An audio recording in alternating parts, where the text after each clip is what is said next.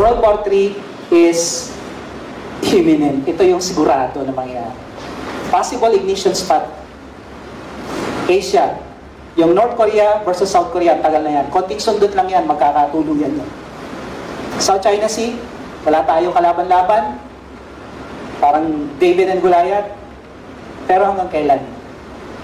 Hanggang kailan? Hanggang kailan ganun?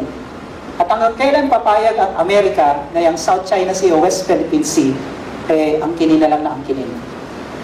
Konting pitik lang to, pwede pagsimulan to ng Third World War. Konting pitik. Sa Middle East naman, bagamat ang Iran at ang Saudi Arabia banatan ng banatan sa proxy war nila sa Yemen at sa lahat ng Muslim country, nag-aagawan sa power yung dalawang yan. Kaya nga, everybody wants to rule the world talaga. Pagdating doon sa topic natin, Antichrist, explain ko yun. Everybody wants to rule the world. So sa Middle East, bagamat naglalabanan ang Iran at ang Saudi Arabia, parehong Muslim yan eh. Isa Shiites, isa Sunni. Pero ang pinag-iinitan talaga nilang mabura sa lugar ay yung Israel. Kaya ang vision statement ng Iran at ang mission niya, burahin ang Israel sa Middle East. At gagawin niya lahat para mabura ang Israel. So pag ginalaw ang Israel, it will ignite a World War III. Alinman sa kanilang mauna. Dahil gustong-gusto na ng Israel mauna. Kaya lang, pag sila nauna, kukunti ang kakampi nila. Pag nagkaroon ng World War III, ganito yung tsura ng kakampihan. America versus Russia, Amerika, Israel, Japan, South Korea, Canada, England. Magsimula man sa Asia yung gera o sa Middle East o sabay, ito itsura ng labanan. Kalaban ng Amerika, Israel, Japan, South Korea, Canada, England, Russia, China, North Korea, Iran, Syria, Cuba. Ito yung sigurado. Sigurado na to. Mostly communist, magkakakampi-kampi to. Ang Iran, ang nagsusupport ng nuclear development from North Korea. Naalala niyo yung tinuro ko yung gera na Israel, lumusob ang Korea laban sa Israel, kakampi Iran, pati Cuba. So, ang Syria, sinusuportahan ito ng Iran. So, ito yung faction na magkakalaban-laban. Ito ngayon yung undecided. O doble cara yung iba dito. Ito yung mga may double alliance. Kunyari, Pakistan. Allied sila ng US. Pero sumusuporta din yung Russia. Yung Turkey, ganun din.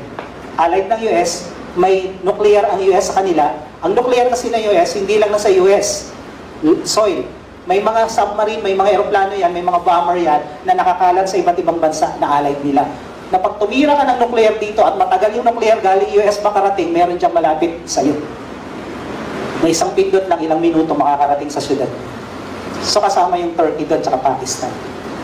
Pero sa laro ng politika ng mundo, pinabagsak ng Turkey yung eroplano ng Russia pero magkaibigan sila ngayon. Indonesia, di mo alam kung saan kakampi. Saudi Arabia, allied ng US. Pero what if Israel ang kinalaban? Kakampi kaya sila sa US? O kakampihan niya yung Iran? Dahil nung nagpunta kami Israel, di kami pwedeng tumungtong ng Saudi na galing ka na meron kang direct ng Israel. Ayaw nila na may passport, may visa ka. So Qatar, allied ng US. Jordan, allied ng US. Egypt, kakampi ng peace sila ng Israel ngayon. Pero what if magkaroon uli ng gera? Kakampi pa kaya? Germany, yung NATO, North Atlantic Treaty Organization, gustong umalis ni Trump. Ito lang yung deterrent para yung Russia hindi mag-invade sa Europe o hindi makialam. Kaso gusto niyang umalis, kasama ditong France, Italy. So itong mga to, pag nagkagera, hindi pa natin alam kung saan kakampi ito. Pero traditionally, kakampi ito ng Amerika. No?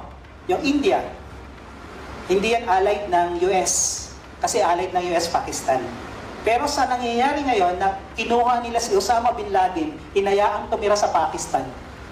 Mula noon, ang relasyon ng US at Pakistan medyo malabnaw na.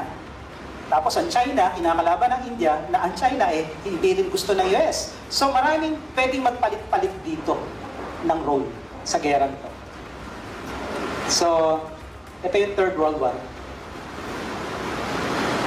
Yung pangatlong horse, black, pag nagkaroon ng invasion, nagkaroon ng gera, sigurado, mauubos ang supply. Sabi dito sa verse 5 to 6, Revelation 6, when he opened the third seal, I heard the third living creature say, come, and I looked, and behold the black horse.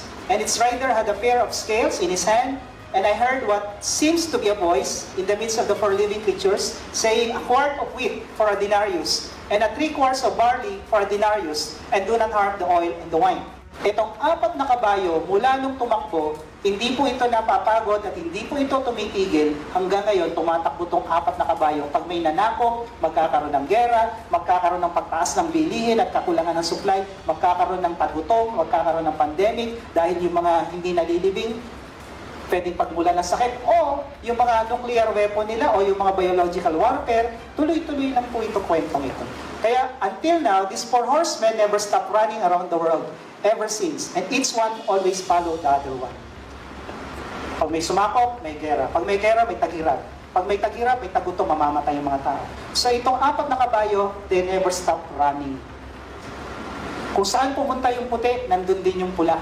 Nandun din yung pale, nandun din yung itim. Umiikot ito sa buong mundo ng walang puknat.